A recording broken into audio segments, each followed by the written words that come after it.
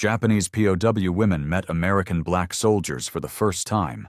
Their reaction said everything. Summer, 1945, a prison camp in the Philippines.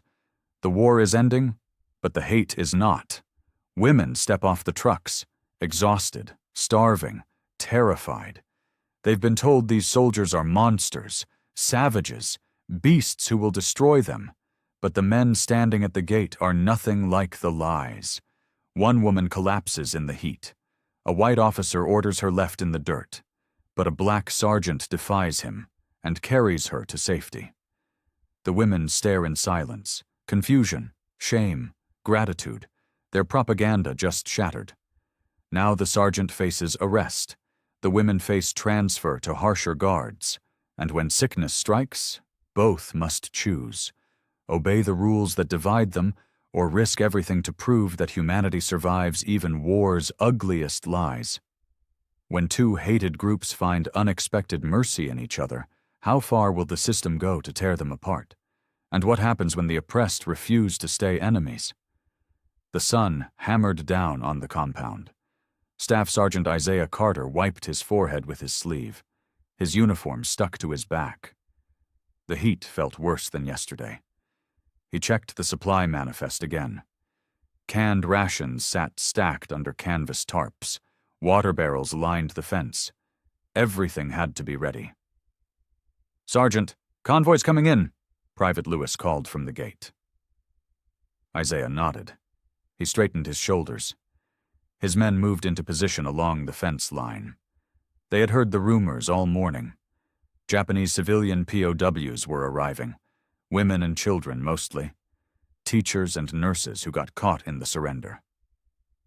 The truck engines growled closer. Dust rose in thick clouds behind the convoy.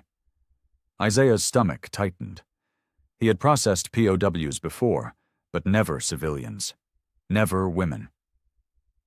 The first truck rolled through the gate. Canvas flaps hung open at the back. Isaiah saw thin faces, dark hair, eyes wide with exhaustion. The women climbed down slowly. They stumbled on weak legs. Some clutched small bundles. Others held nothing at all. Their clothes hung loose on bony frames. Then they saw the soldiers. A ripple of fear moved through the group. One woman gasped. Another grabbed her companion's arm. Their eyes locked on Isaiah and his men. Terror painted every face. Isaiah stood perfectly still. He kept his expression neutral. His men did the same. They knew this fear. They had seen it before in different forms. But this felt different. This felt deeper. The women began whispering urgently. Their voices carried panic. One young woman near the front stared directly at Isaiah. Her face had gone pale. Her hands shook. "What's wrong with them?" Lewis muttered beside him. Isaiah said nothing. He understood. These women expected monsters. They expected savages. Imperial propaganda had taught them to fear black soldiers above all others. A white lieutenant appeared from the command tent. He laughed when he saw the POWs, cowering. "Look at that. They're terrified of you boys." His voice dripped with mockery. "Guess they heard about savages guarding this place." Isaiah's jaw tightened. He stayed silent. His men shifted uncomfortably behind him. The women were led toward the registration area. They moved slowly, glancing back at the black soldiers. One woman in particular kept looking. She had delicate features and intelligent eyes. Even through her fear, Isaiah could see her trying to understand, trying to make sense of what she was seeing. Her name, he would learn, was Aiko Tanaka. The women lined up at the processing tables. They stood close together. Their shoulders touched. Safety came in numbers. Aiko Tanaka stood near the middle of the line. She tried to keep her breathing steady. The propaganda films played in her mind. Black soldiers eating human flesh. Black soldiers laughing while villages burned. Lies, perhaps. But fear did not care about truth. A black corporal approached with a clipboard. The woman in front of Aiko flinched backward. The corporal stopped. He held up both hands, palms out. "It's okay," he said quietly. "Just need your name." The woman did not understand English. She bowed deeply. Her whole body trembled. Isaiah watched from his position near the supply depot. He saw how his men moved carefully, how they spoke softly, how they tried to appear less threatening. It hurt to watch. They had done nothing wrong, yet they were feared more than the white officers who sneered at everyone. Aiko reached the front of the line.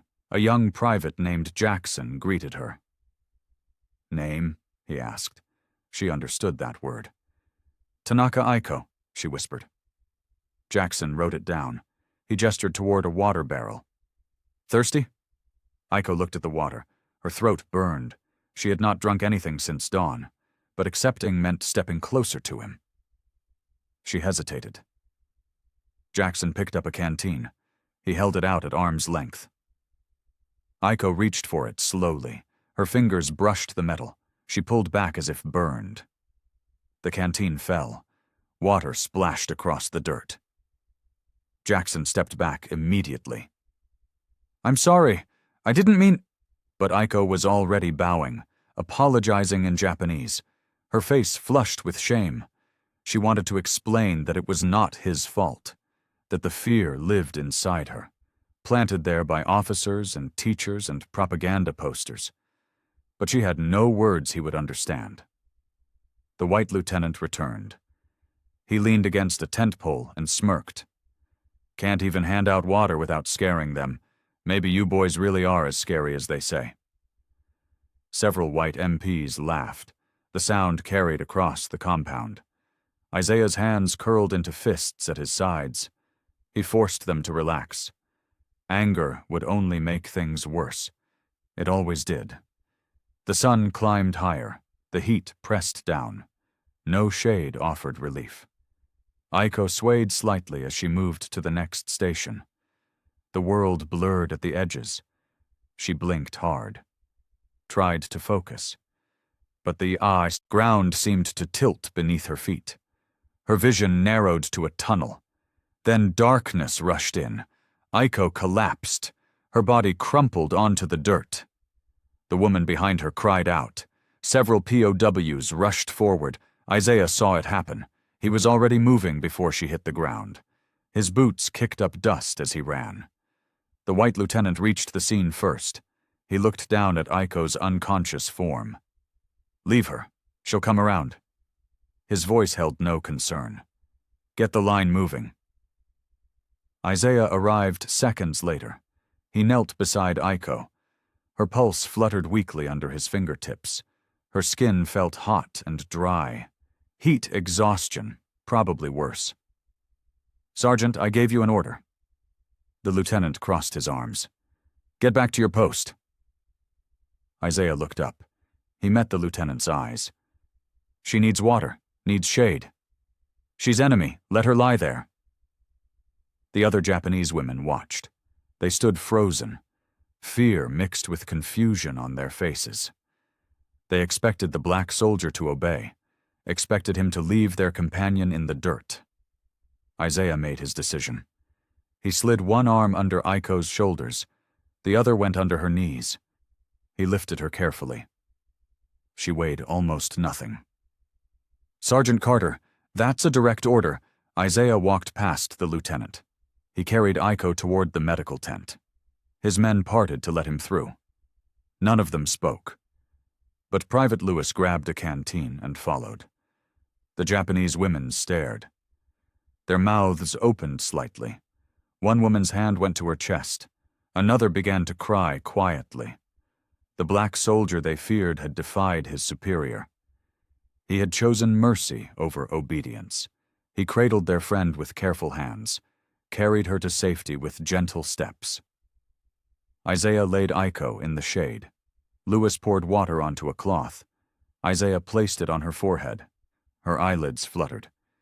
She made a small sound. "Get the medic," Isaiah said. Lewis ran toward the medical tent. The white lieutenant stood 20 feet away. His face had gone red.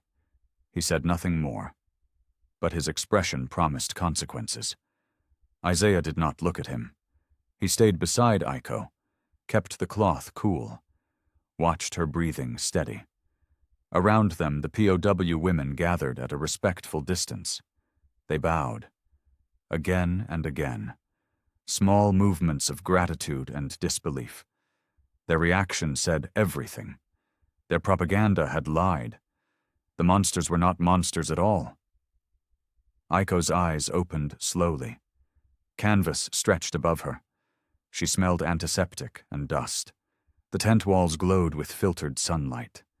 She turned her head. A black soldier sat on a crate nearby. Not threatening, just present. His uniform was dusty. His face showed concern. Fear jolted through her. She tried to sit up. The soldier raised one hand. "Easy," he said. "You're safe." She did not understand the words, but his tone was calm. His movements were slow. He reached for a canteen, opened it, poured water into a tin cup. He set the cup within her reach. Then he moved back, gave her space. Aiko stared at the cup. Her throat ached with thirst. Slowly she reached out, picked it up, drank. The water tasted better than anything she remembered. "Good," the soldier said. He nodded. "That's good." A white medic entered the tent. He barely glanced at Aiko. "Heat exhaustion. Keep her hydrated. She'll be fine." He looked at Isaiah. "Why are you still here?" "Making sure she recovers, sir." The medic shrugged. "Suit yourself. We're short on supplies anyway." He left the tent. Isaiah's men appeared at the entrance. They carried boxes of rehydration salts. Lewis had found them in the quartermaster stores. They began distributing packets to the other POW women who showed signs of dehydration. Aiko watched this quietly. The soldiers moved with purpose. They did not leer, did not grab, did not frighten. They simply helped. She tried to speak. "Thank you," came out in Japanese. The soldier did not understand, but he nodded anyway. Some meanings needed no translation. More women entered the medical tent. They needed water, needed rest. Isaiah's unit worked efficiently. They set up a triage area, organized the limited supplies, treated everyone with the same steady respect. Aiko saw it all. Her mind struggled to reconcile what she witnessed with what she had been taught. These men were supposed to be animals, beasts. Yet they acted with more humanity than some of her own officers had shown. The propaganda had lied. She understood that now, but understanding brought new confusion. If they lied about this, what else was false? The question settled in her chest, heavy and unsettling.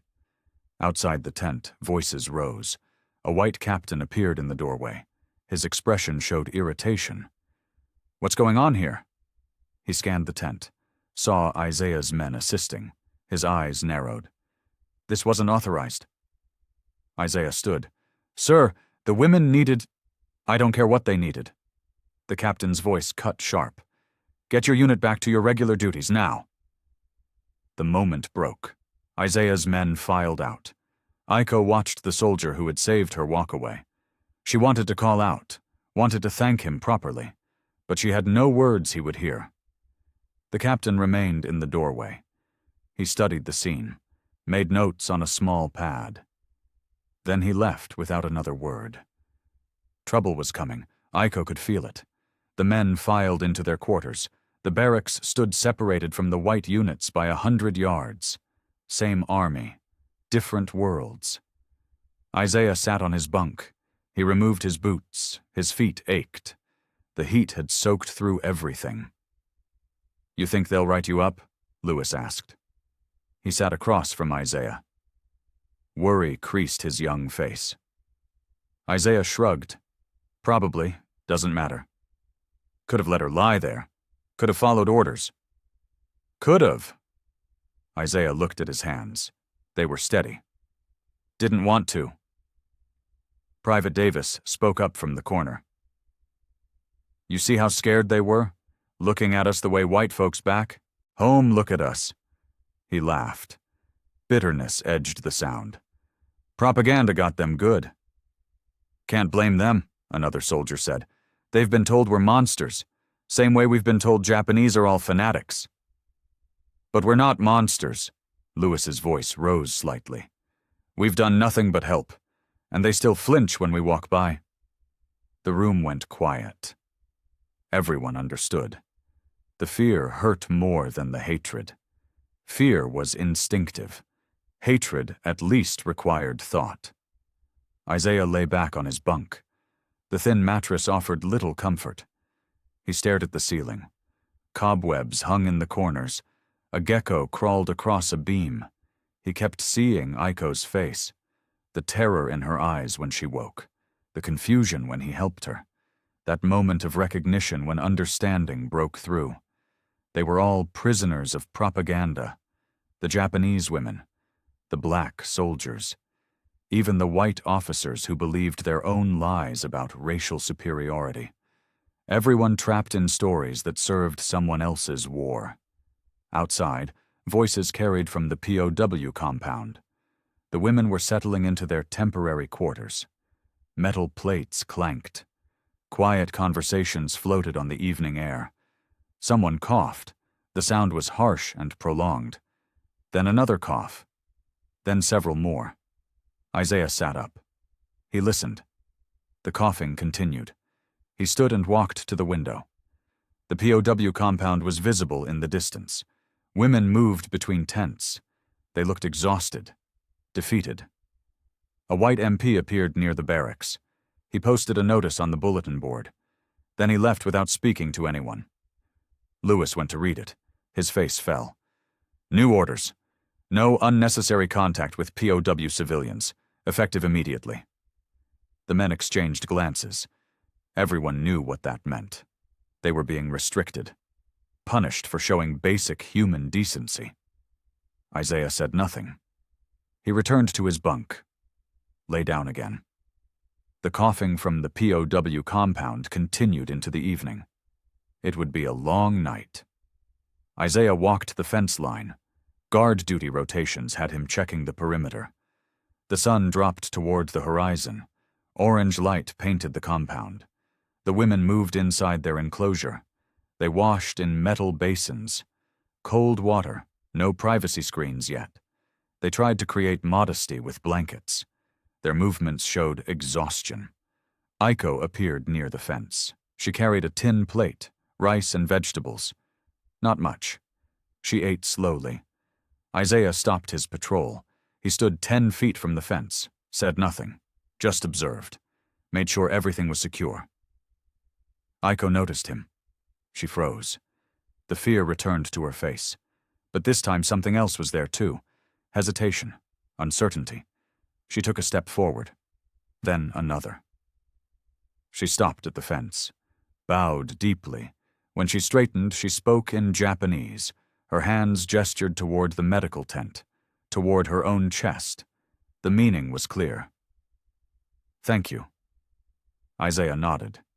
He did not smile. That might frighten her. He simply acknowledged her gratitude with respect. You're welcome, he said quietly. She would not understand the words, but perhaps she heard the tone. She bowed again, smaller this time, less formal, more human. 2 white MPs walked past. They stopped, stared at Isaiah and Aiko near the fence. One nudged the other. They laughed, muttered something Isaiah could not hear. Then they continued their patrol. Aiko saw them too. She stepped back from the fence. The fear crept back into her posture. She returned to her tent quickly. Disappeared inside. Isaiah resumed his patrol.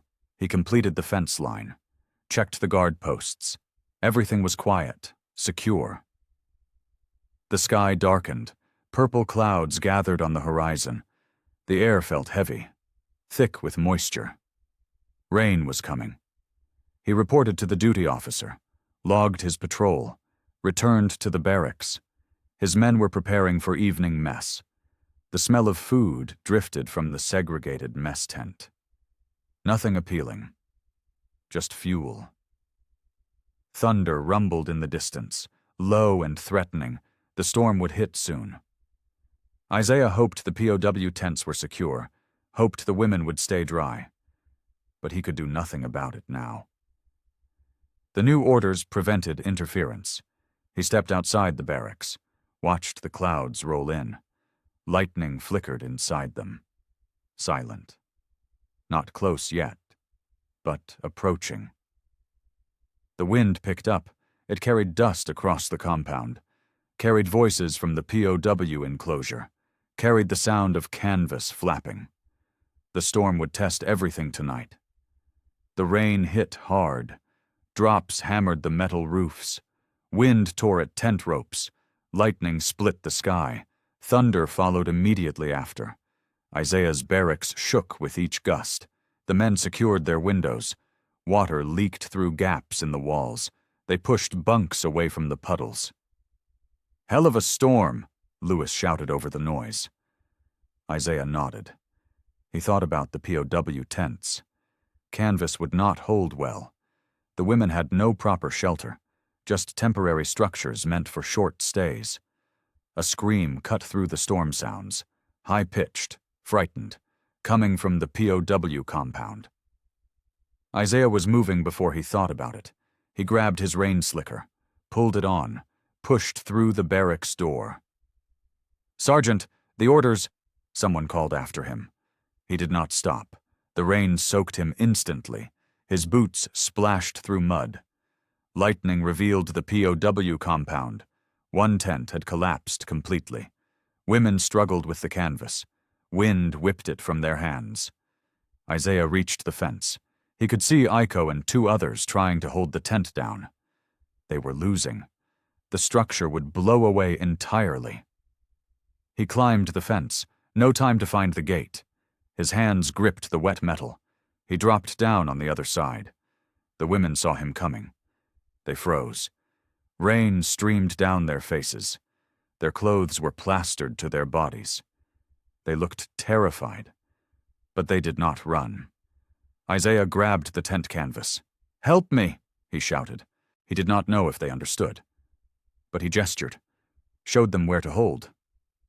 They responded, working together, fighting the wind. Isaiah secured one corner, then another. Lewis appeared beside him. He had followed, then Davis, then more of Isaiah's unit. The white MPs stood at their posts, watched, did nothing. Their orders were to maintain the perimeter, not to help. Together, Isaiah's men and the Japanese women wrestled the tent back into place. They drove stakes deeper, tied ropes to anything solid. The structure held. The women bowed repeatedly. Water ran off their bent backs. They were soaking, shaking, but safe. Isaiah and his men returned to the fence, climbed over. The white MPs were waiting. Their expressions showed disapproval. One spoke into a radio, reporting the incident. Isaiah walked back to the barracks. Water squelched in his boots. His commanding officer stood in the doorway. Lieutenant Harris. A black officer, but still bound by the same rules. His face showed resignation. "Inside, Sergeant," Harris said. "Now." The storm continued. The night was far from over. Isaiah stood at attention. Water dripped from his uniform. Lieutenant Harris sat on a footlocker. The other men had been dismissed to their bunks. "You know what you did was against orders." Harris did not sound angry, just tired. "Yes, sir." "You know they're going to write this up." "Yes, sir." Harris rubbed his face. "Isaiah, I understand why you did it. I do. But command is watching. They're looking for reasons to prove we can't handle responsibilities." He looked up. "Every time we step out of line, they use it against all of us." "The tent was collapsing, sir. Those women would have been exposed all night." "I know." Harris stood. "And that's exactly what makes this complicated. You did the right thing. But the right thing just got you written up for disobeying direct orders." Isaiah said nothing. There was nothing to say. You're confined to quarters tomorrow. Pending review. Harris moved toward the door. Get some dry clothes on. Try to get some sleep. Yes, sir. Harris paused in the doorway. For what it's worth, I'm proud of you. But pride doesn't protect you from courts-martial. He left. Isaiah changed into dry clothes. His hands moved mechanically. Remove wet uniform. Hang it to dry. Pull on clean fatigues. Lie down on his bunk. The storm continued outside. Rain drummed steadily. The wind had lost some of its fury, but lightning still flashed. Thunder still rolled. From the POW compound, Isaiah heard voices. Quiet voices. The women were settling back into their repaired shelter. They were safe. Dry. That had to be enough. Lewis spoke from across the room. You'd do it again, wouldn't you? Isaiah stared at the ceiling. Yes. Even knowing the cost? Especially knowing the cost. Lewis said nothing more. The barracks fell silent except for the rain. Men breathed in the darkness. Some slept, others lay awake. Processing what had happened. Understanding what was coming. Isaiah closed his eyes. He did not sleep. He listened to the distant sounds from the POW compound, listened to the storm weakening, listened to his own breathing. Tomorrow would bring consequences. Reports would be filed. His actions would be documented, added to his record, used as evidence of something. Insubordination, fraternization, lack of discipline, whatever narrative served command's purposes.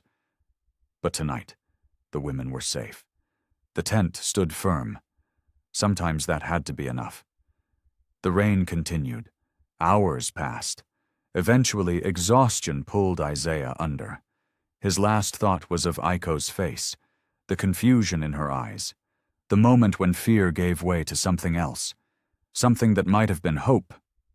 Sunrise revealed the damage. Mud covered everything. Puddles reflected the pale sky. Branches and debris littered the compound.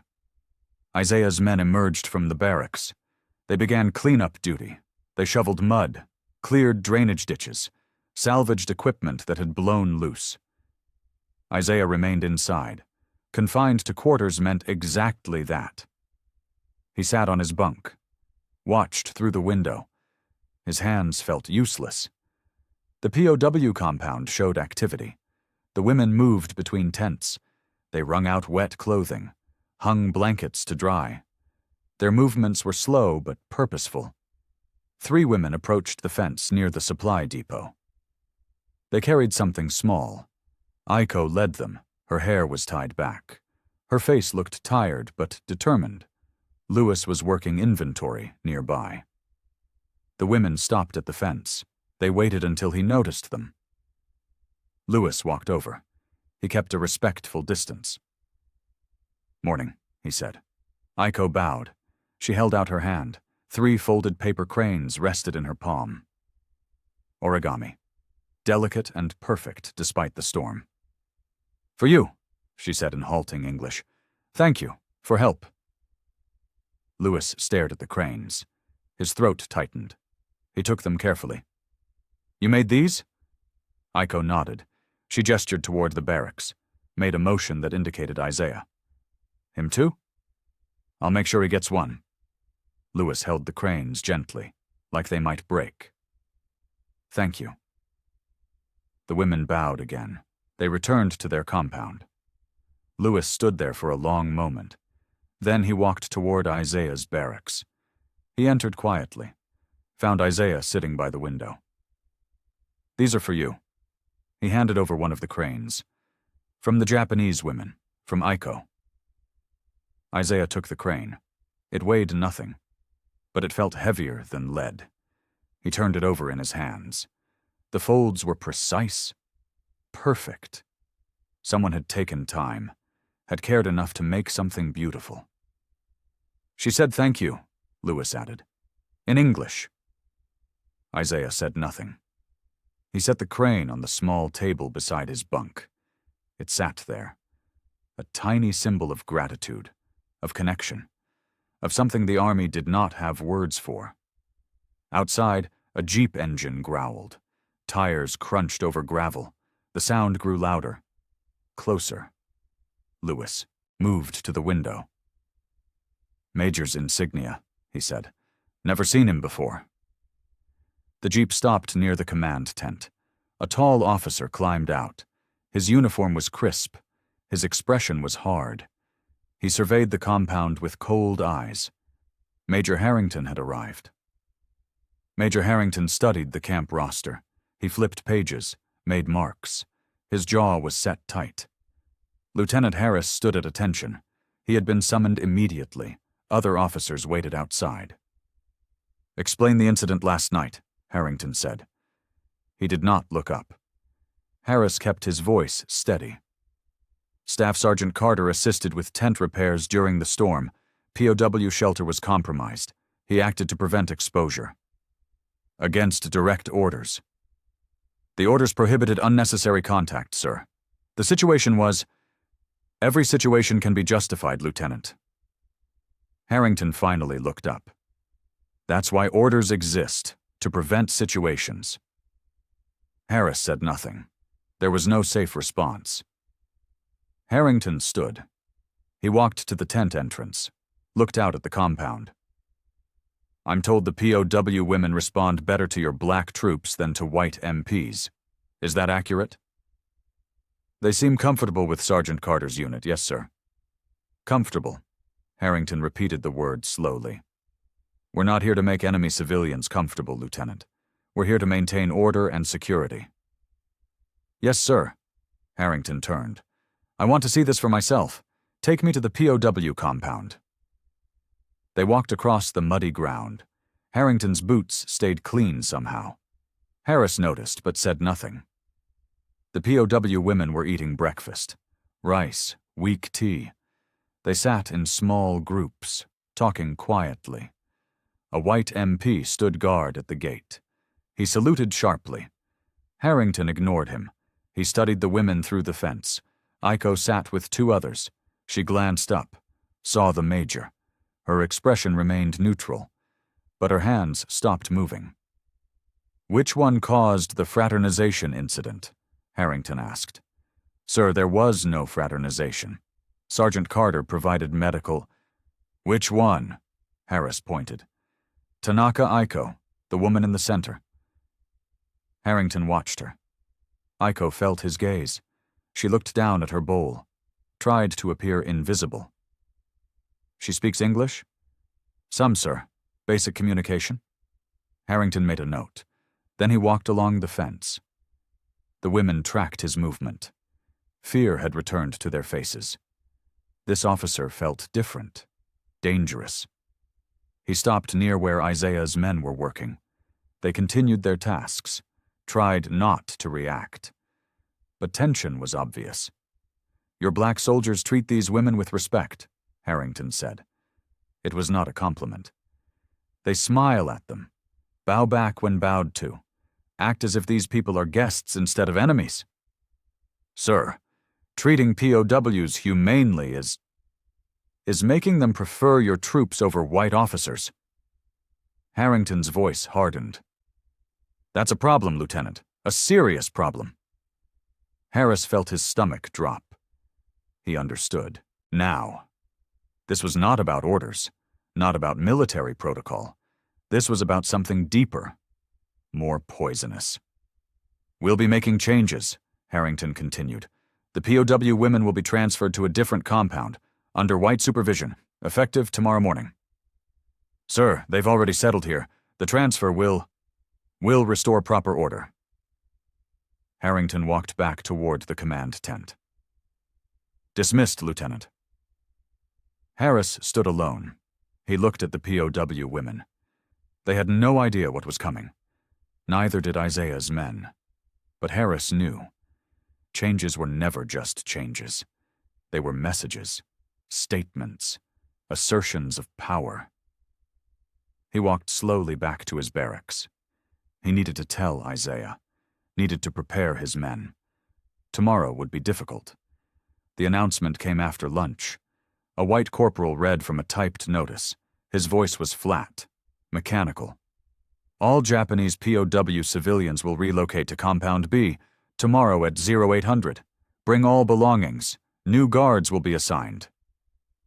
The women looked at each other. Confusion spread through the group. They did not understand all the English words, but they understood relocation, understood new guards. Aiko stood. "Please," she said. Her voice shook. "We stay here? Is good here." The corporal did not look at her. "Orders are orders. Be ready at 0800. He left. The women gathered in small groups.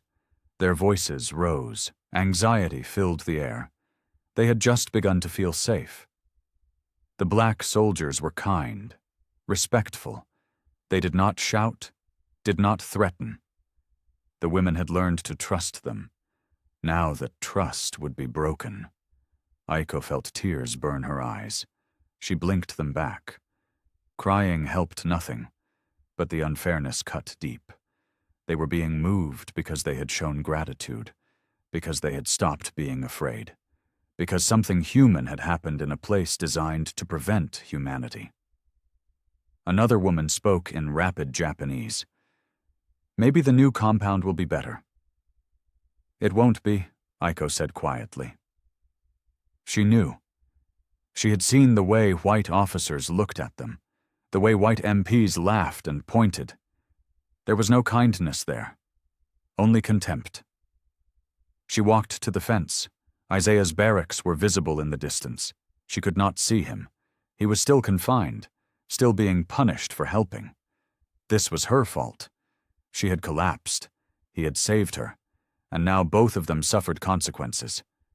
Private Lewis was working nearby. Aiko called to him. "Please, you tell Sergeant. We want stay. We try ask. Stay with you." Lewis approached the fence. His face showed sadness. "I don't think they'll listen. The major made the decision." "We ask anyway, please." Lewis nodded slowly. "I'll tell them you want to stay. Can't promise anything." "Thank you." The afternoon dragged on. The women packed their few belongings. They spoke in whispers. Some prayed. Others sat in silence. The air felt heavy with defeat. At the fence line, several women gathered. They bowed toward Isaiah's barracks. A gesture of respect, of farewell, of acknowledgement that something rare had existed here. Something good. And now it was ending. Major Harrington watched from the command tent. He saw the women bowing. His expression hardened. This confirmed his suspicions. The black soldiers had won loyalty, had made these enemy civilians prefer them. That could not stand. He made another note in his report. Evidence was building. Soon he would have enough to justify stronger measures. The sun moved across the sky. Shadows lengthened. Tomorrow the women would leave, but tonight they remained. One final night under the protection of men they had feared. Then learned to trust. Then would lose. The women prepared for relocation. They rolled their sleeping mats, tied their bundles, moved slowly, reluctantly. Aiko had one more thing to do. She had written a note.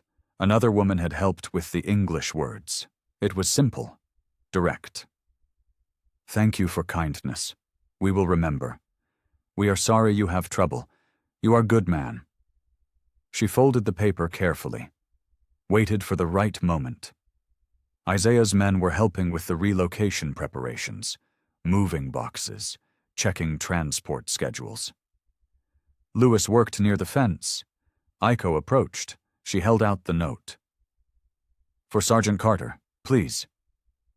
Lewis took it, started to put it in his pocket, but Major Harrington appeared from behind a supply truck. He had been watching, waiting. "What's that, Private?" His voice cut sharp. Lewis froze. "Just a note, sir." From a POW civilian to a confined soldier. Harrington held out his hand. "Give it to me." Lewis hesitated. Aiko's face went pale. She understood enough. Understood this was wrong. Now, Private? Lewis handed over the note. Harrington unfolded it, read it slowly. His expression showed satisfaction. He had found what he was looking for. "Where is Sergeant Carter?" Harrington asked. "Confined to barracks, sir." "Fetch him, immediately." Lewis ran toward the barracks. Aiko stood at the fence. Her hands gripped the wire. She wanted to call out, to explain, but she had no words that would matter. Isaiah appeared 5 minutes later. Lieutenant Harris walked beside him. Isaiah's face showed confusion. He had no idea what was happening. Harrington held up the note. "Do you know this POW civilian?" Isaiah looked at Aiko, then at the note. "I provided medical assistance when she collapsed. Yes, sir." "And she's writing you personal notes now?" "Sir, I didn't ask for any notes. I didn't know. This is fraternization, Sergeant." Harrington's voice rose.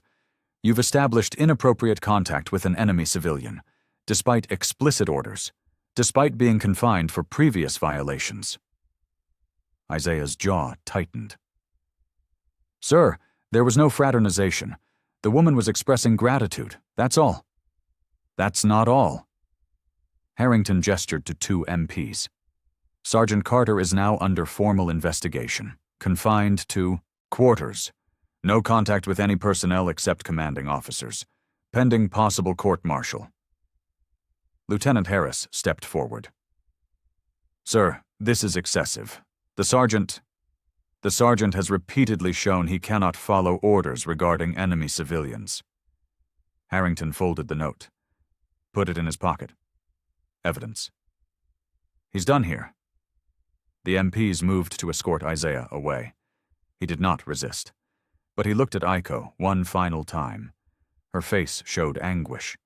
Tears ran down her cheeks. She was saying something in Japanese, over and over. Isaiah could not understand the words, but he understood the meaning. "I'm sorry, I'm sorry, I'm sorry." He was led away, back to the barracks, this time with guards posted outside, this time with real consequences forming. Aiko collapsed against the fence. Other women rushed to support her. They held her while she cried. Their own tears fell freely. They had caused this. Their gratitude had become a weapon. Harrington watched it all. His expression showed no sympathy, only grim satisfaction. Order was being restored. Proper hierarchy was being reasserted. This was how it should be. The message was clear. Kindness would be punished. Humanity would be crushed. The war was over, but the hate continued. Isaiah sat on his bunk. 2 guards stood outside the door. He could hear them talking, laughing about something. The sound felt distant, disconnected. His men moved quietly in the barracks. No one spoke to him. Speaking to a soldier under investigation could implicate them. Better to stay silent. Stay safe. Lewis sat across the room. He kept glancing at Isaiah. Guilt written on his young face. He had handed over the note. Had no choice. But choice did not ease the burden. Outside, the POW compound buzzed with anxious energy. The women knew Isaiah had been taken. Knew he faced serious charges. Their voices carried through the evening air. Worry, guilt, fear. Lieutenant Harris entered the barracks. The guards let him pass. He walked to Isaiah's bunk, sat down heavily. "They're building a case," Harris said quietly. "Harrington wants to make an example, says black troops need to learn their place." Isaiah said nothing. There was nothing to say. "Says you've been trying to win hearts among enemy civilians, undermining white authority, setting yourself up as some kind of savior figure." Harris rubbed his face. "It's all garbage, but it'll play well to certain officers." "What happens now?" "Formal hearing in 3 days. Until then, you stay confined. No contact with anyone except me and the MPs." Harris stood. "I'm sorry, Isaiah. I tried to argue, but Harrington outranks me, and he has support from the white officers." After Harris left, The barracks fell silent. Men lay on their bunks, stared at the ceiling, thought about injustice, about how doing the right thing could still destroy you. In the POW compound, Aiko sat alone. The other women gave her space. She held her head in her hands. The guilt was crushing. She had wanted to thank him, to acknowledge his kindness, and instead she had given his enemies a weapon. The note was so simple, so innocent. But Harrington had twisted it, made it something ugly, something dangerous. She thought about her own country, about how propaganda had taught her to fear black soldiers, about how the soldiers had proven that propaganda false, and now she had handed their commanders proof that the black soldiers were problematic, were out of line, were something to be controlled. Another woman sat down beside her. "It's not your fault," she said in Japanese. "It is. I wrote the note. I handed it to him." "You showed gratitude. That's human. They're punishing humanity." Aiko looked up, looked at the fence, at the guards, at the segregated barracks in the distance. "They punish him for helping us. They punish us for accepting help. What kind of world is this?" The woman had no answer. They sat together in the gathering darkness. Tomorrow they would be moved, separated from the men who had shown them unexpected kindness. The brief moment of connection was ending, and it was ending in punishment. Night fell completely. Stars appeared. The camp grew quiet, but sleep did not come easily. Too many people lay awake, carrying guilt, carrying anger, carrying the knowledge that sometimes the war between nations was less vicious than the war within armies. Aiko could not sleep. She lay on her mat, stared at the tent ceiling. The other women breathed softly around her. Some slept. Others lay awake like her. She sat up carefully, moved to the tent entrance. A Filipino guard stood outside. He was young, local, not American. She had noticed him before. He sometimes looked at the women with sympathy, not desire, just basic human concern. Maybe she could appeal to that. She slipped outside. The guard turned. "You should be sleeping." "Please," Aiko whispered. She held out a small hairpin. It was brass, simple but pretty, one of her few remaining possessions.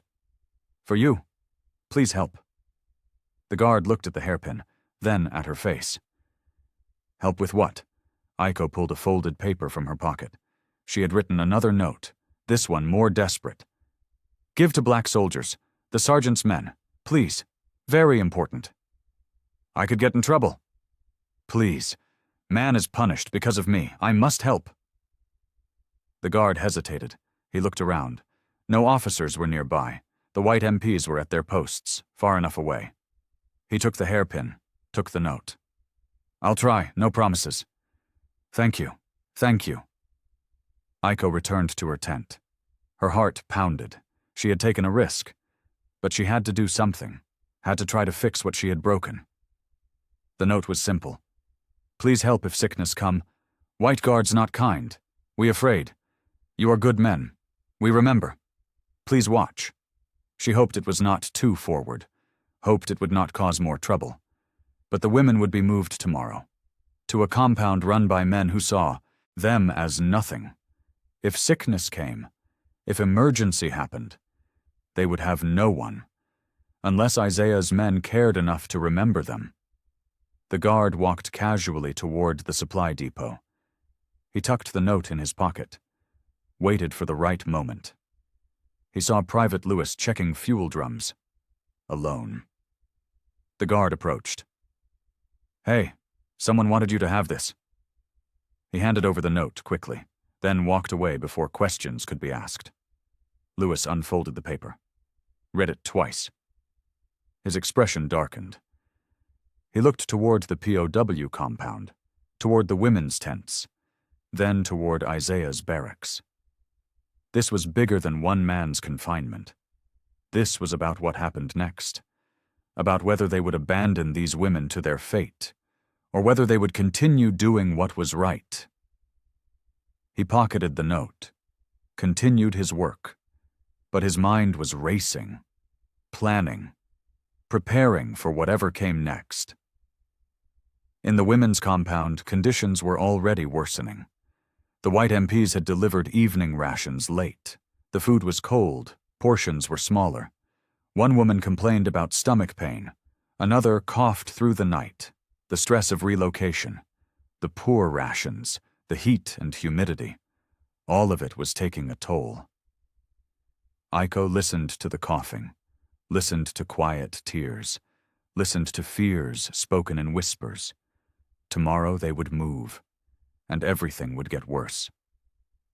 She touched the empty place where her hairpin had been. A small sacrifice. But maybe it would matter. Maybe someone would remember. Maybe kindness was not completely dead. Dawn was coming. The last night in this compound was ending. Soon everything would change. Lewis read the note again in the early light. The words felt heavy. Please help if sickness come. He found Sergeant Davis, showed him the note quietly. Davis read it, looked toward the POW compound. We can't do anything if they're in a different compound. Different guards, different rules. We can if they need help. Isaiah's already facing charges. We help again and we're all facing charges. So we do nothing? Davis said nothing. The moral weight pressed on both of them. Outside, the camp was waking. Men emerged from barracks, began morning routines. The air was already warm. A shout came from the POW compound. Then another. Lewis and Davis ran toward the sound. A woman had collapsed. Another woman knelt beside her, calling for help in Japanese. The white MPs stood at the gate, watching, not moving. Get a medic, one woman cried in broken English. The MPs exchanged glances. One shrugged. They're moving today anyway. Let the new compound handle it. Lewis felt his fists clench. Davis put a hand on his arm. Easy. More women gathered around the collapsed woman. She was not moving. Her skin looked pale. Sweat covered her face despite the morning cool. A corpsman finally arrived. He examined the woman briefly. Fever. High fever. He looked at the other women, noticed several swaying. Check them all. This might be malaria. Malaria! The word spread fast. Officers appeared. They looked worried now. An outbreak was serious, could spread to American troops. Suddenly the POW women were not just enemy civilians. They were potential disease carriers. The white MPs backed away from the fence. Fear replaced indifference. They wanted nothing to do with sick prisoners. The corpsman ordered the sick woman moved to isolation. Then he began checking others. 3 more showed fever symptoms. Their temperatures were climbing. Quarantine the compound, a captain ordered. No one in or out until we confirm what we're dealing with. The women were herded into a corner of the compound. Away from the healthy population, they had no medical supplies, no clean water nearby, just bare ground and fear. Lewis watched it happen. The cruelty was not active, was not intentional. It was passive. It was indifference. It was easier to isolate and forget than to care and act. He thought about Aiko's note. Please help if sickness come. It had come. He looked at Davis. We have to tell Isaiah. He's confined. We can't. He needs to know. They walked toward Isaiah's barracks. The guard stopped them. No contact with the prisoner. It's an emergency, medical emergency. The guards looked at each other. One went inside. Moments later, he returned. Make it quick. Lewis entered. Isaiah stood by the window. He had been watching the POW compound, had seen the commotion. Malaria outbreak, Lewis said. 4 women sick, maybe more. They've been quarantined. White MPs won't go near them. Isaiah's expression hardened. Are they getting treatment? Basic isolation. No meds yet. The corpsman said supplies are low. Isaiah looked out the window, toward the quarantine area. The women sat clustered together, afraid, alone, dying maybe. He made his decision. Get the anti-malarial pills from the quartermaster stores. The chloroquine. Get clean water. Get blankets. They'll arrest us all. Then they arrest us all. Isaiah turned. His eyes were clear, determined. I'm not letting them die because I'm afraid of consequences. Lewis nodded. He left quickly, found Davis and the others. They gathered supplies, worked fast, quiet. The white officers were busy with planning. The MPs were keeping their distance. No one was watching the quartermaster depot closely. They loaded supplies into a cart, covered them with tarps, prepared to move. Isaiah stood at his barracks window, watched his men work. The guards outside were talking to each other, not paying attention. He pushed the door open, walked past them before they realized. Hey, stop! But Isaiah was already moving. His men fell in beside him. They pushed the cart toward the quarantine area. The guards chased. White MPs moved to block them. Officers shouted orders. Isaiah kept walking. The cart rolled forward. The POW women saw them coming. Aiko stood. Hope and fear mixed on her face. The confrontation was beginning. And this time, there would be no walking away. Isaiah reached the fence. The white MPs formed a line. Stop right there. These women need medical attention. Isaiah's voice was steady. We're bringing supplies. You're confined to quarters, under investigation. You have no authority here. I have humanity here. The MPs did not move, but they looked uncertain. Behind them, sick women lay on the ground, sweating, shaking, clearly suffering. Isaiah's men stood with him. Davis, Lewis, Jackson, 5 others. They held the supplies, ready to deliver them, ready to face whatever came. Let us through, Isaiah said, or explain to command why POWs died while medical supplies sat in a cart. The standoff held. Seconds stretched.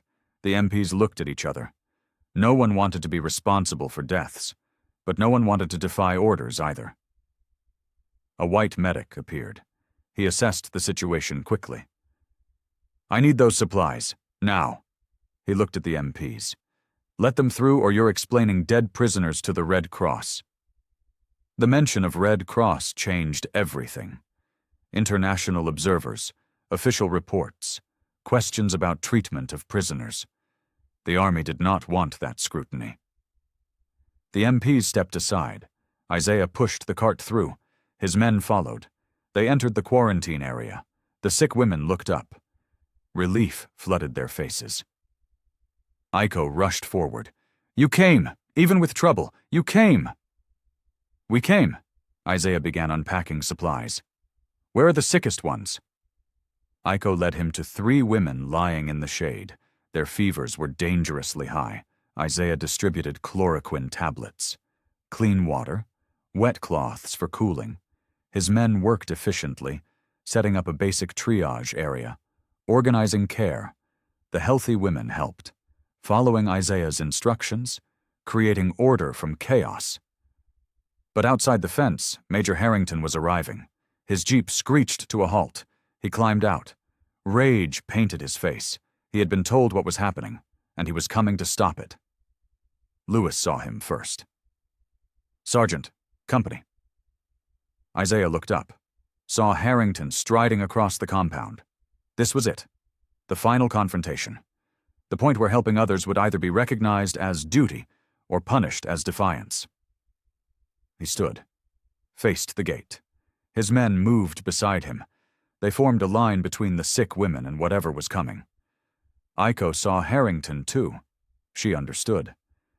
This man had caused the trouble before. This man wanted Isaiah punished. This man represented everything that was wrong.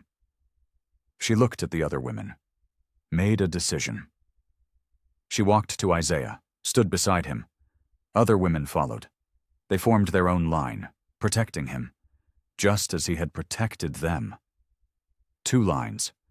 Black soldiers and Japanese POWs, standing together, united by something stronger than race or nationality or orders, united by simple human decency.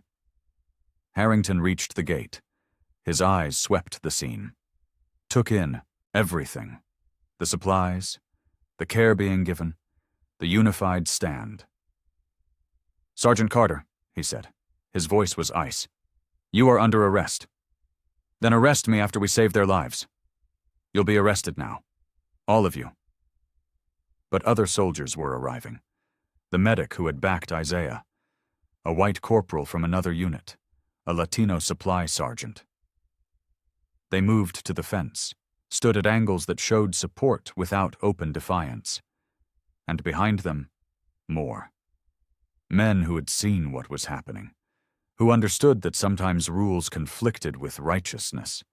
They did not join the quarantine area, but they watched, witnesses to whatever happened next.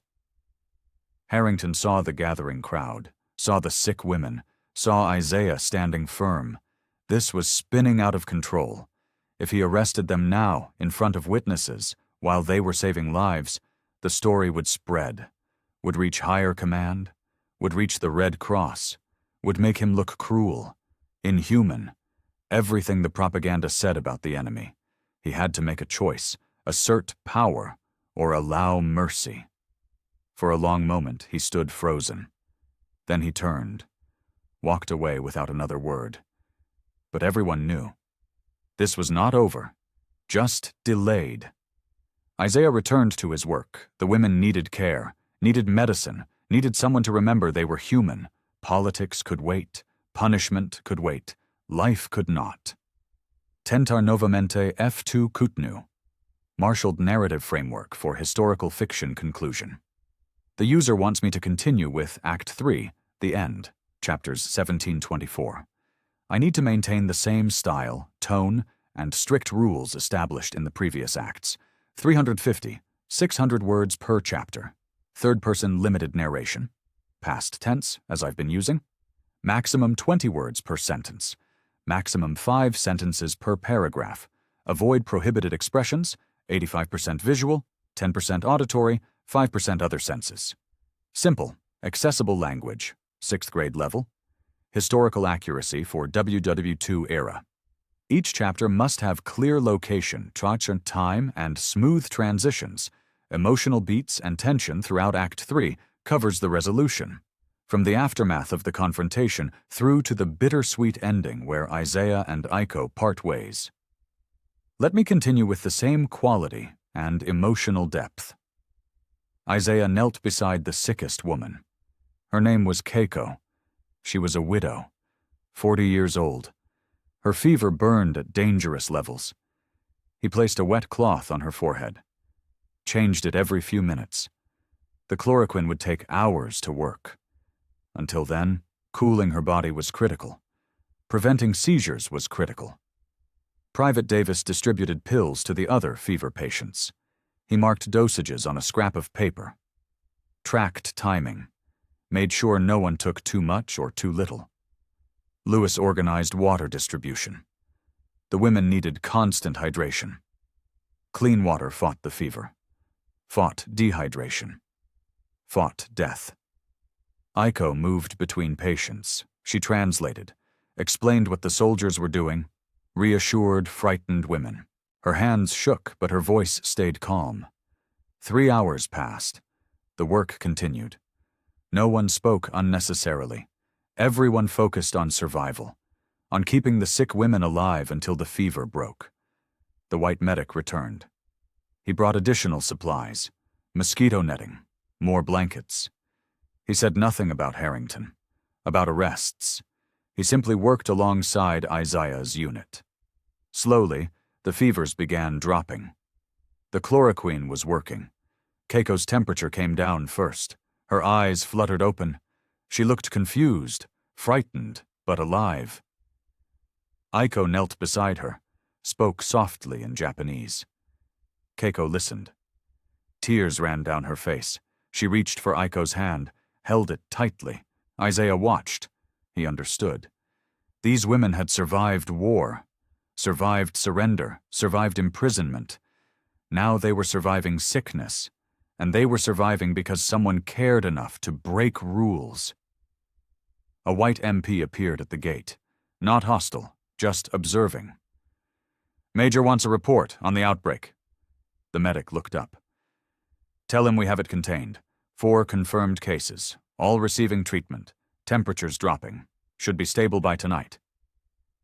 The MP nodded. Left.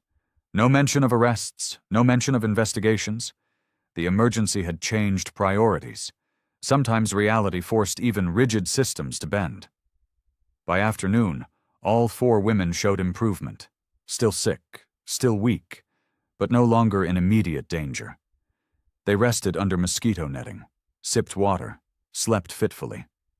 Isaiah's men maintained watch, rotated shifts, made sure the women had everything they needed. The compound was quiet now, peaceful almost. Aiko approached Isaiah. She held a small cup of tea. "For you, very weak, but warm." Isaiah took it. "Thank you. You saved them. Again. We saved them. Your help mattered." Aiko looked at the sleeping women. "In my country we were taught you were animals, monsters who would hurt us." She paused. "We were taught lies." Isaiah said nothing. There was nothing to say. Propaganda always lied, always dehumanized. That was its purpose. "What happens now?" Aiko asked. "To you?" "I don't know, but it doesn't matter. They're alive. That's what matters." A shadow fell across the compound. Isaiah looked up. A jeep was approaching. Not Harrington's. This one had Red Cross markings. International observers had arrived. Word had spread fast. Everything was about to change again. 2 Red Cross representatives climbed from the jeep. One was a woman, middle-aged. Her uniform was crisp. Her expression was serious. The other was a man, older. He carried a clipboard. Major Harrington met them at the gate. His face was composed, professional, but tension showed in his shoulders. Red Cross presence meant scrutiny, meant reports filed to Geneva, meant questions he could not control. The woman surveyed the quarantine area, saw Isaiah's men working, saw the sick women receiving care, saw the supplies distributed evenly. Who is in charge of medical care here? The white medic stepped forward. "I am, ma'am, but Sergeant Carter and his unit have been providing primary care." She looked at Isaiah. "You're the sergeant?" "Yes, ma'am." "Walk me through what happened." Isaiah explained. The fever outbreak, the initial isolation, the lack of immediate treatment, his decision to bring supplies despite being confined, his men's support, the current status of all patients.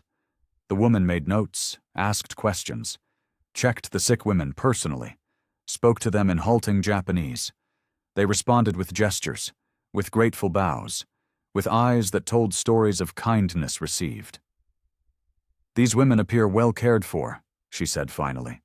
"Better than many POW facilities I've inspected." Harrington cleared his throat. "We maintain proper standards for all prisoners. Yet I'm told Sergeant Carter was confined to quarters, under investigation, for fraternization with enemy civilians." "That's correct." "And he broke confinement to provide medical care during an emergency?" "He violated direct orders." The woman looked at Harrington steadily. "He saved lives during a malaria outbreak, which is a critical health emergency requiring immediate intervention." She made another note. "I'll be including this in my report. The international community takes POW treatment seriously, especially medical neglect." Harrington's jaw tightened. There was no neglect. Treatment was being arranged. After how long? How many women would have died waiting for proper channels? She closed her notebook. "I'll need to interview Sergeant Carter and several of the POW women, privately." "That's highly irregular." "It's my authority under the Geneva Convention." Her voice hardened.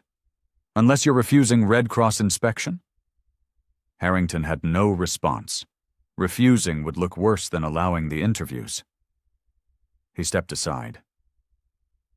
Do what you need to do. The Red Cross representatives entered the compound. They spoke with Isaiah first, asked detailed questions, documented timeline, took statements. The man photographed the medical supplies, the treatment area, the sick women recovering. Then they spoke with Aiko, used a translator, asked about her experience, about the treatment received, about her feelings regarding the American soldiers.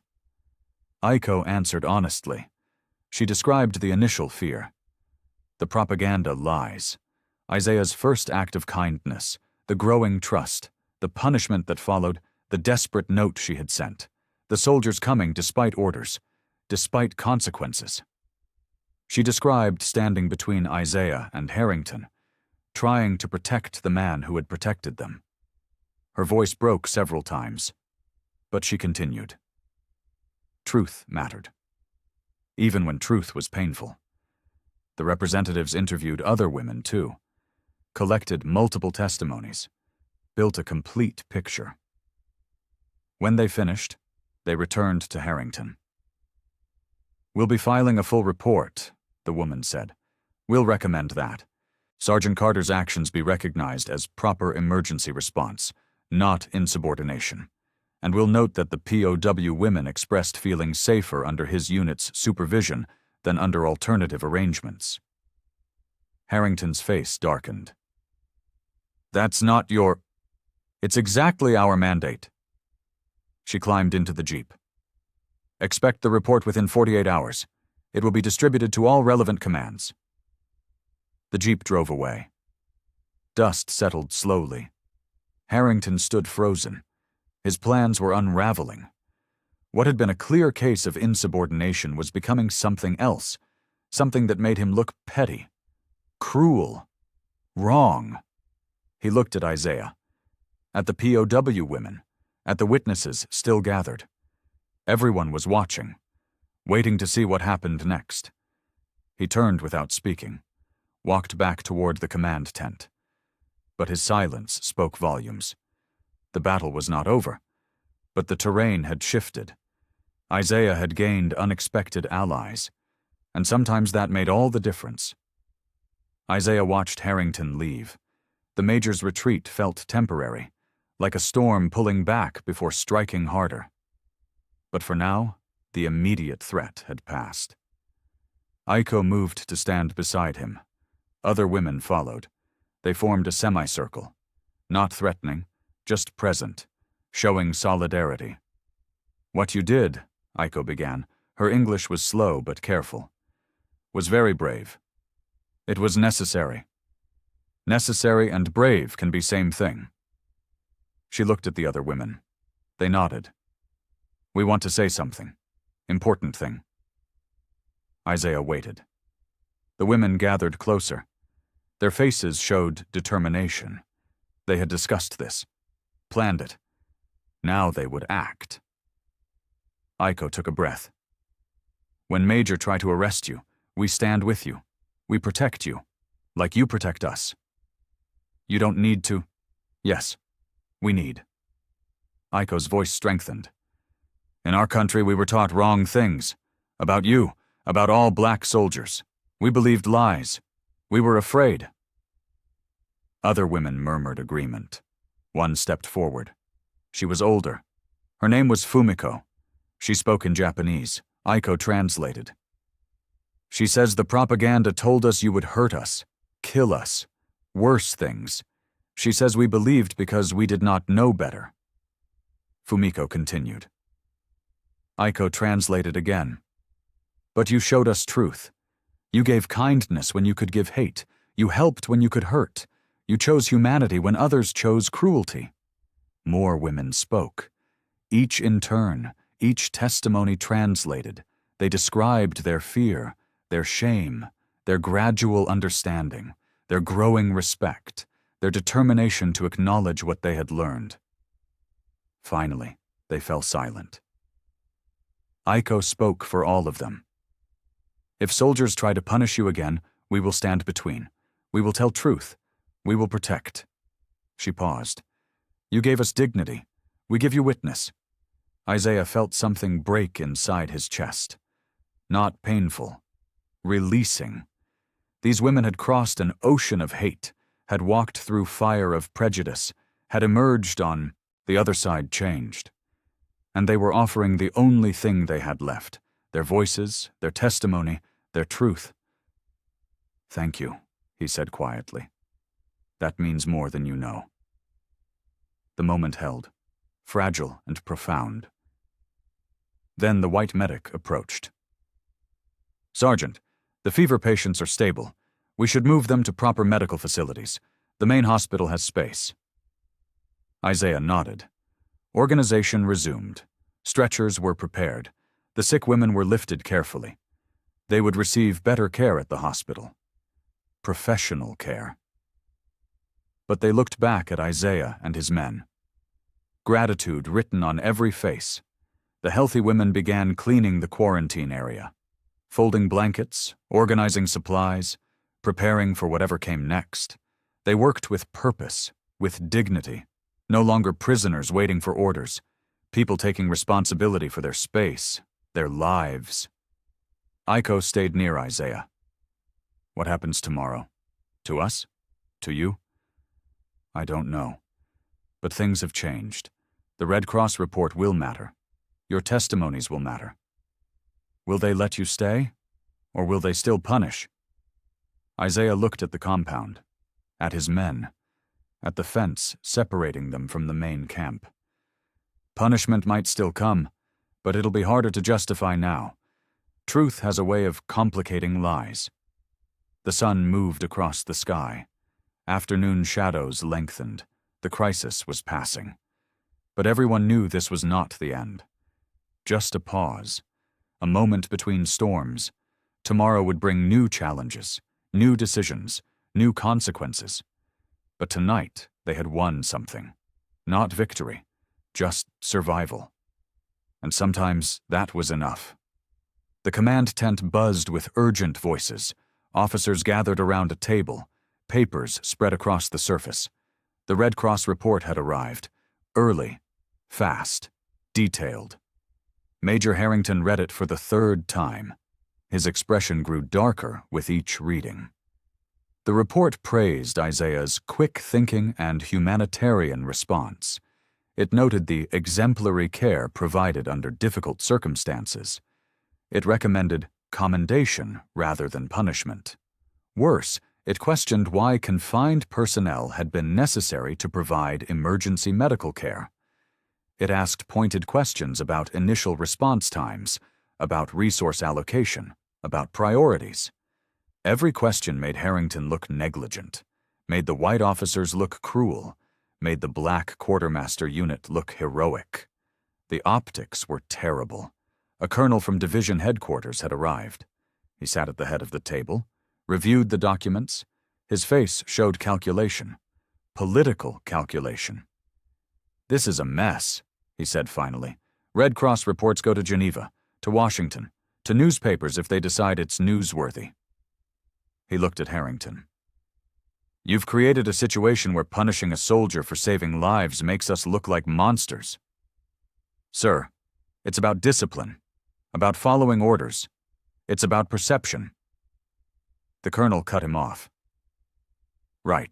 Now, we have black soldiers being praised by international observers. We have Japanese POWs testifying on their behalf. We have documented medical success during a crisis." He leaned back. "If we proceed with courts-martial, what do you think that story becomes?" Harrington said nothing. He knew.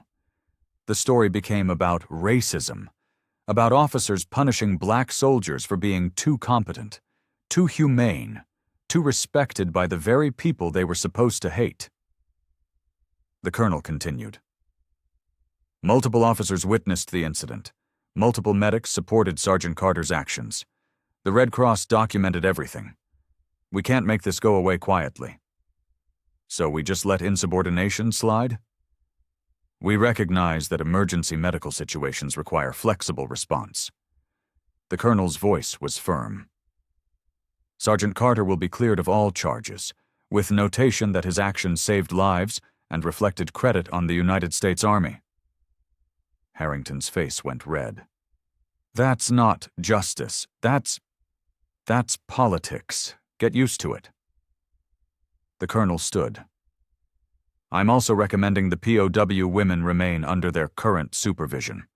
The Red Cross report specifically noted they felt safer and better treated under that arrangement. Moving them now would look retaliatory. Sir, I must protest.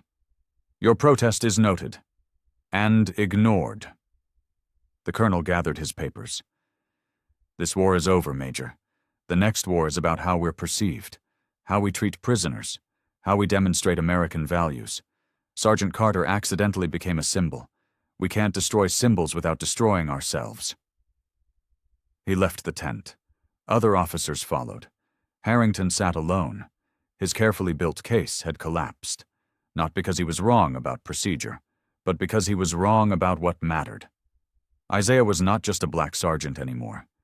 He was a story, and stories had power that transcended rank, transcended rules, transcended hate. Lieutenant Harris entered quietly. He had been waiting outside. I assume you heard? Harrington nodded stiffly. Isaiah will be released within the hour. All charges dropped. He'll be reassigned to non-disciplinary duties pending normal rotation home. And I look like the villain. You made yourself the villain. Harris's voice held no sympathy. You could have let a man do his job, could have acknowledged that saving lives mattered more than maintaining racial hierarchies, but you chose power over people. This is the result. Harris left. Harrington sat in the empty tent. Outside, he could hear camp sounds, trucks, voices, life continuing. But his reputation was damaged. His authority was questioned. His future assignments would reflect this failure. He had tried to punish humanity, and humanity had fought back, not with violence, not with rebellion, just with truth. Witnesses, documentation, light shining on darkness. Sometimes that was enough. Isaiah returned to the compound, not as a prisoner, not as someone under investigation, just as a soldier doing his job. His men greeted him quietly. Relief showed on every face. The women saw him coming. Word spread quickly. They gathered at the fence, waiting, hoping for good news. Lieutenant Harris accompanied Isaiah. He addressed the women through a translator. The investigation is closed. Sergeant Carter has been cleared. You will remain here under current supervision. Relocation is canceled. The women bowed deeply. Several cried. Relief washed through the group. They had feared separation, feared returning to harsh treatment, feared losing the fragile safety they had found. Aiko stepped forward. She held something small, carefully folded. An origami crane. But this one was different, made from a page torn from her diary. The paper showed Japanese writing, personal writing, private thoughts. She approached the fence. Isaiah met her there. She held out the crane. For you, special one. Isaiah took it carefully. The paper was thin, delicate. The folds were perfect. He could see writing on the wings, could not read the Japanese characters, but could see English words written underneath. You showed me the truth. Not all armies bring only war. His throat tightened. He looked at Aiko, saw tears in her eyes, saw gratitude, saw something deeper, recognition of shared humanity, acknowledgement that people could transcend the worst things their nations did to each other. Thank you, he said quietly. No, thank you. Aiko bowed. You saved us 2 times, saved our bodies, saved our understanding. We will never forget. Other women came forward. Each bowed to Isaiah, to his men, expressing gratitude in the only way available: respect, recognition, memory. Lieutenant Harris watched silently. This was more than a military moment. This was healing happening. Propaganda being destroyed. Walls being broken. Humanity being restored. "Sergeant," Harris said, "the camp will be closing next week. The POWs will be transferred to Red Cross facilities, then eventually repatriated to Japan." Isaiah nodded. He had known this was temporary. All of this was temporary. The war had ended. People would go home. Resume-interrupted lives. Try to forget or remember or process what they had survived. "You'll be shipping out too," Harris continued. "Rotation orders came through. You and your unit head back to the States in 10 days. 10 days. Then this would all be memory. Story. Something that happened once in a war that was already fading into history." Aiko heard the timeline. She understood. 10 days was not long. Then they would separate, return to different worlds, carry different memories forward. She wanted to say something profound, something that captured everything she felt. But English failed her. Japanese failed her. Some things had no words in any language. She bowed one more time, deep and formal. When she rose, she met Isaiah's eyes, held his gaze for a moment that stretched between seconds. Then she turned and walked back to the other women. Isaiah stood at the fence, held the crane carefully. The paper felt impossibly light, but the meaning weighed heavy. This tiny folded bird carried more truth than any propaganda poster, more humanity than any military order, more hope than any victory speech. He slipped it carefully into his breast pocket. Over his heart, where it would stay, through packing, through travel, through whatever came next. A reminder that even in war's darkest places, light could still break through. Isaiah sat on his bunk. The crane rested on the small table beside him. He had unfolded it carefully, read the Japanese writing, could not understand it, but understood the sentiment. Lewis sat across from him. "What's it say? The Japanese part?" "I don't know, but I can guess." Isaiah touched the paper gently. "Something about hope, maybe, or change, or the difference between what we're taught and what we learn." "You think she'll be okay? Back in Japan?" Isaiah considered. Japan was destroyed, cities burned, economy shattered, millions dead. The women would return to rubble and grief, to occupation, to shame, to uncertain futures. "She survived the war," Isaiah said finally. "She'll survive the peace." The barracks was quiet. Men packed their belongings, cleaned equipment, prepared for departure. The mood was subdued. Going home should feel victorious. But they were returning to segregation, to discrimination, to a country that used them but did not value them. "You think anything will change?"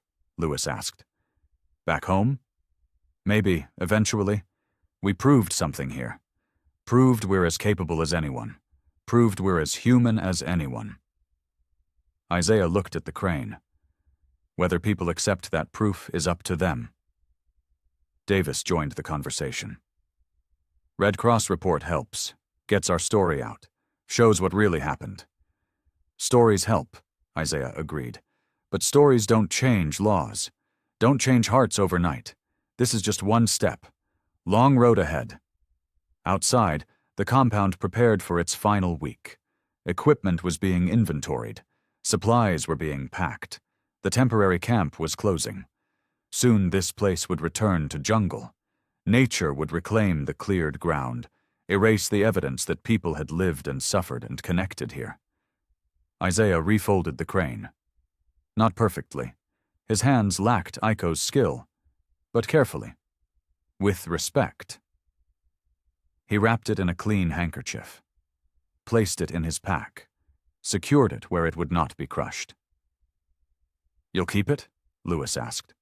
"Even going home?" "Especially going home." Isaiah stood, looked out the window toward the POW compound. Lights glowed from the women's tents. Evening meals were being prepared. Quiet conversations floated on the night air. Someone needs to remember, needs to carry this story, needs to prove that walls can come down when people choose humanity. Thunder rumbled distantly, but no rain followed, just the promise of rain, just the threat of storm, just the reminder that weather could change quickly, that circumstances shifted, that what seemed permanent was often temporary. The barracks settled into evening routine. Men wrote letters home, played cards, maintained weapons, prepared mentally for departure. Everyone was ready to leave. But leaving meant saying goodbye, meant acknowledging that this strange moment was ending, that the unlikely connections formed here would fade into memory. Tomorrow would bring new tasks, new preparations. But tonight, there was stillness, reflection, the quiet space before change. Isaiah sat with his thoughts, with his memories, with the tiny crane that carried more weight than paper should hold. 10 days remained. Then ships would sail, families would reunite, lives would resume. But some things would never be the same. Some lessons could not be unlearned. Some truths could not be forgotten. The world was changing, slowly, painfully, but changing. And Isaiah had played a small part in that change, had shown that humanity transcended propaganda, that kindness defeated hate, that people could choose better even when systems demanded worse. It was not victory, but it was something, and sometimes something was enough to carry forward. The trucks arrived early. Canvas-covered transports lined up outside the compound. The POW women would leave first, transfer to a Red Cross facility in Manila, better conditions, proper medical care, steps toward repatriation. The women gathered their belongings, rolled sleeping mats, tied bundles. They moved slowly, reluctantly. This place had become familiar, safe. Leaving meant entering uncertainty again. Aiko stood near the gate. Her small bundle held everything she owned: one change of clothes, a comb, a tin cup, the remnants of a life interrupted by war. She looked toward the barracks, searching for Isaiah. He appeared, walking across the compound with his unit. They had volunteered to help with the loading, their last act of service for these women who had taught them unexpected lessons. The women lined up for transport. They bowed to the soldiers, to Isaiah, to the men who had shown them kindness when kindness was forbidden. Some cried openly, others maintained composure, all carried memory. Isaiah moved through the line, helped lift bundles into trucks, made sure everyone had water for the journey. His hands worked automatically. His mind was elsewhere, saying goodbye without saying anything. Aiko reached the truck. She climbed the step, turned back, found Isaiah in the crowd. Their eyes met, held. The space between them felt vast and small simultaneously. Months of war, miles of ocean, years of propaganda, all collapsing into this single moment of recognition. She bowed, deep and formal. Isaiah responded the same way, hands clasped behind his back. No physical contact allowed, just mutual respect, acknowledged across the gulf of regulation and circumstance. "Thank you," Aiko said. Her voice was clear, carrying across the distance. "For everything." Isaiah nodded, could not trust his voice, could not find words adequate to the moment. Aiko climbed into the truck. Other women followed. The canvas flaps closed. The engine started. Gears engaged. The truck rolled forward slowly, gathering speed, moving toward the gate. Isaiah watched it go, watched it join the convoy, watched the trucks disappear down the dusty road. Other women waved from the back, small hands appearing between canvas flaps. Goodbye, goodbye, goodbye. Then they were gone. The road was empty. Dust settled slowly. The compound felt hollow, abandoned. The women's tents stood empty. Their presence had filled the space. Now only absence remained. Lewis stood beside Isaiah. "You think you'll ever see her again?" "No." Isaiah's voice was quiet. "But that's not the point." "What is the point?" Isaiah thought about the question, about everything that had happened, about fear transforming into trust, about propaganda collapsing under the weight of simple decency, about walls breaking when people chose humanity. "The point is that it happened," he said finally, "that we proved something, to them, to ourselves, to anyone paying attention." He touched his breast pocket, felt the crane resting there. "The point is that people can change, can learn, can choose better, even when everything tells them not to." The convoy was completely gone now, just a memory of dust in the distance, just the echo of engine sounds fading, just the knowledge that people who had been strangers, then enemies, then something else entirely, were moving back into their separate worlds. But they carried pieces of each other forward. Memories, lessons, tiny paper cranes and unspoken gratitude. Proof that human connection could survive the worst attempts to destroy it. Isaiah turned back toward the barracks. Work continued. The camp was closing. His unit was shipping out tomorrow. Life moved forward. But this moment would stay, preserved in memory, carried forward into whatever came next. Some stories ended with dramatic conclusions, grand gestures, clear resolutions. This one ended with dust and goodbye, with people going separate ways, with the quiet knowledge that something important had happened, even if the world would never fully acknowledge it. That was enough. It had to be enough. The harbor stretched wide and gray. Ships lined the docks, transport vessels preparing for departure, taking soldiers home, returning men to the lives they had left behind. Isaiah's unit stood in formation, waiting for boarding orders. Their packs were heavy, their uniforms were clean. They looked like soldiers preparing for routine deployment. But their eyes told different stories. The air was thick with humidity, with salt, with diesel smoke and anticipation. Around them, thousands of men milled about. White units, black units, all segregated even in departure. Some things had not changed, would not change soon.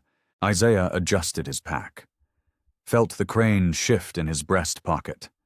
He had carried it everywhere, through cleanup, through processing, through travel from the camp to Manila. The paper had grown soft from handling, from being pressed against his chest, from absorbing his sweat and breath. "Sergeant Carter," an officer called. "Your unit, prepare to board." They lined up, filed onto the gangplank. The ship was massive, gray metal and rust. It smelled like oil and seawater and too many bodies. They were assigned to lower decks, segregated quarters, same army, different worlds. Isaiah found his bunk, stowed his pack, removed the crane from his pocket, looked at it one more time before securing it. The paper had yellowed slightly. The folds had softened. But Aiko's words remained clear. "You showed me the truth. Not all armies bring only war." He thought about her now, somewhere in Manila, waiting for repatriation, waiting to return to a destroyed homeland, waiting to rebuild a life from ashes. He hoped she was safe, hoped she was finding peace, hoped the truth she had learned would serve her well. The ship's horn blew. Long and low, the sound carried across the harbor. Final warning. Last call. Departure was imminent. Isaiah went above deck, stood at the rail, watched the dock recede, watched Manila fade into haze, watched the Philippines become small, then smaller, then just a line on the horizon, then nothing. He was going home. To segregation, to discrimination, to a country that had used black soldiers but would not reward them, to battles that would continue for decades, to struggles that would require courage different from war, but no less real. The crane pressed against his chest. A tiny weight, a massive symbol. He would keep it, show it to his children someday, tell them about Japanese women who learned to see past propaganda, about black soldiers who chose humanity over hate, about how walls could break when people refused to stay separated. The story would matter. Not in history books, not in official records, but in private moments, in lessons passed down, in memories preserved, small stories that reminded people they could choose better, could be better, could build something different than what they inherited.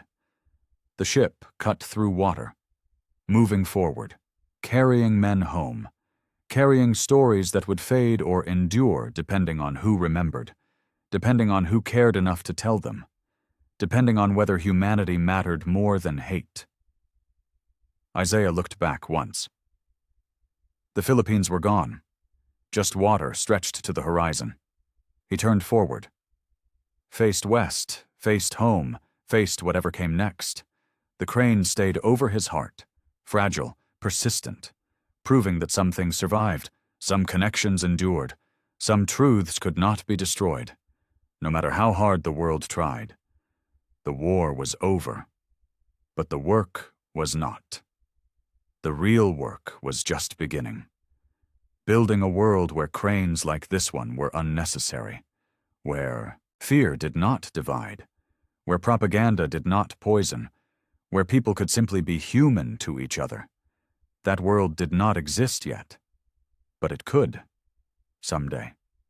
If enough people carried enough cranes, remembered enough stories, chose enough humanity, Isaiah would carry his crane forward, into that uncertain future, into that imperfect America, into that continuing struggle. The paper would age, yellow, become brittle, but the meaning would stay strong. A reminder of what was possible when people refused to be enemies, when they chose connection over separation, when they proved that dignity could survive war's deepest wounds. The ship moved forward. The ocean rolled beneath. The journey home continued. And Isaiah carried his small piece of hope, his tiny folded proof that people could change, could learn, could be better than their worst impulses. It was not victory, it was not peace, but it was something. And sometimes something was enough to light the way forward.